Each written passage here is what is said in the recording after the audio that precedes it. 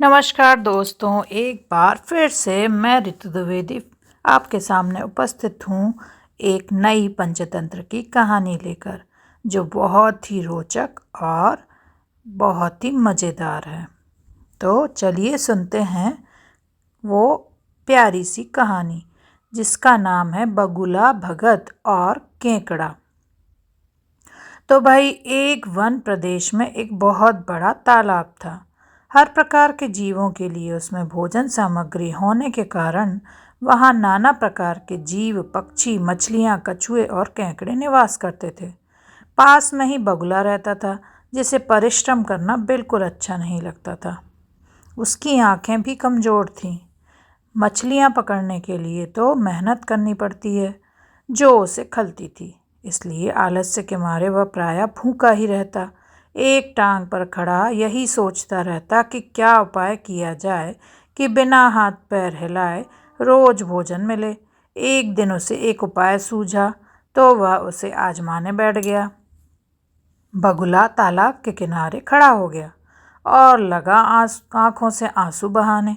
एक केकड़े ने उसे आंसू बहाते देखा तो वह उसके निकट आया और पूछने लगा, मामा, क्या बात है? भोजन के लिए मछलियों का शिकार करने की बजाय खड़े खड़े आंसू बहा रहे हो?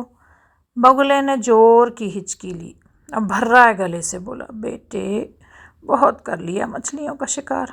अब मैं यह पाप कार्य और नहीं करूँगा।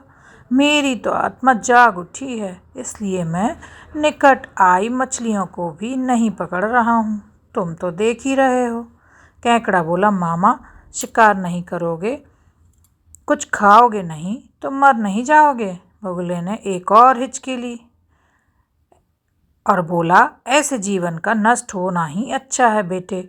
वैसे भी हम सबको जल्दी मरना ही है। मुझे ज्ञात हुआ है कि शीघ्र ही यहाँ 12 वर्ष लंबा सूखा पड़ेगा। बगुले ने केकड़े को बताया कि यह बात उसे एक त्रिकालदर्शी महात्मा ने बताई है, जिसकी भविष्यवाणी कभी गलत नहीं होती। केकड़े ने जाकर सबको बताया कि कैसे बगुले ने बलिदान व भक्ति का मार्ग अपना लिया है और सूखा पड़ने वाला है।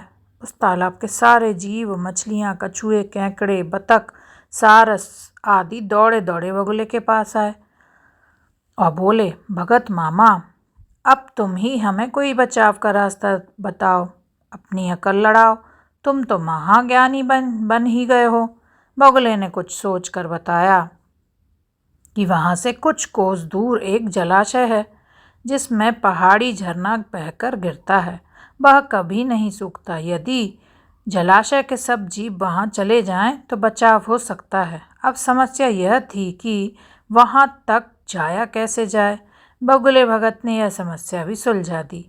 मैं तुम्हें एक एक करके अपनी पीठ पर बिठाकर वहाँ तक पहुँचाऊँगा, क्योंकि अब मेरा सारा शेष जीवन दूसरों की सेवा करने में ही तो गुजरेगा। सभी जीव ने गदगद होकर बगुला भगत जी के जय के नारे लगाए। गदगद होना यानी खुश होकर। अब बगुला भगत के पौं 12 हो गई, मतलब उनकी तो निकल पड़ी, यानी बहुत लाभ में हो गए वे। वह रोज एक जीव को अपनी पीठ पर बैठाकर ले जाता और कुछ दूर ले जाकर एक चट्टान के पास जाकर उसे उस पर पटक कर मार डालता और खा जाता। कभी मन हुआ तो भगत जी 2 फेरे भी लगाते और 2 जीवों को चट कर जाते। तालाब में जानवरों की संख्या घटने लगी। चट्टान के पास मरे जीवों की हड्डियों का ढेर बढ़ने लगा और भगत जी की सेहत बनने लगी। खा खा कर वह खूब मोटे हो गए। मुख पर लाली आ गई, पंख चर्बी के तेज से चमकने लगे। उन्हें देखकर दूसरे जीव कहते, देखो, दूसरों की सेवा का फल और पुण्य भगत जी के शरीर को लग रहा है। बगुला भगत मन ही मन खूब हंसता। वह सोचता कि देखो, दुनिया में कैसे कैसे मूर्ख जीव भरे पड़े हैं, जो सबका विश्वास कर लेते हैं। ऐसे मूर्खों की दुनिया में थोड़ी चालाकी से काम लिया जाए तो मज़े ही मज़े हैं। बिना हाथ पैर हिलाए खूब दावत उड़ाई जा सकती है।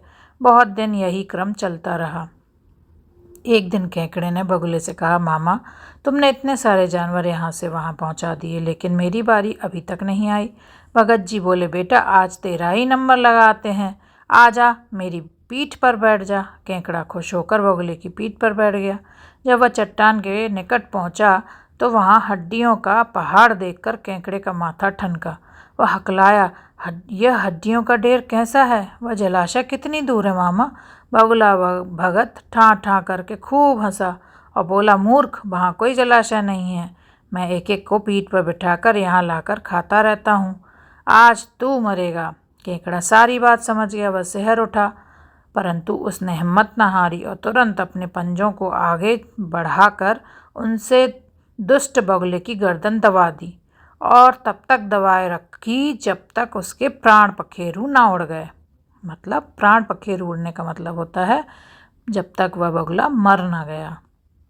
फिर केकड़ा बगुले भगत का कटा सिर लेकर तालाब पर लौटा और सारे जीवों को सच्चाई बता दी कि कैसे दुष्ट बगुला भगत उन्हें धोखा देता रहा।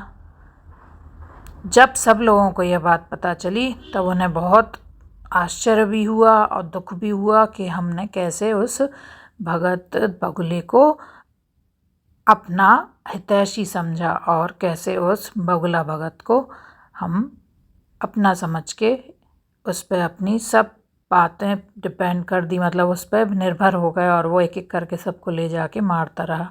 तो भाई इस कहानी से हमें क्या शिक्षा मिलती है कि कभी किसी की बातों पर आंखें मूंद कर विश्वास नहीं करना चाहिए। मुसीबत में धीरज और बुद्धिमानी से कार्य करना चाहिए। तो आपको यह पंचतंत्र की कहानी बगुला भगत और केकड़ा कैसी लगी ज़रूर बताइएगा। कहानी अच्छी लगी हो तो शेयर ज़रूर कीजिएगा। आप चैनल पर नए आए हों तो सब्सक्राइब ज़रूर कीजिएगा। तो मिलते हैं फिर से एक नई कहानी के साथ। तब तक के लिए नमस्कार। जय सिया राम। ओम नमः शिवाय। खुश रहिए, स्वस्थ रहिए, प्रसन्न रहिए। जय हिंद। वंदे मातरम। भारत माता की जय। जय सिया राम।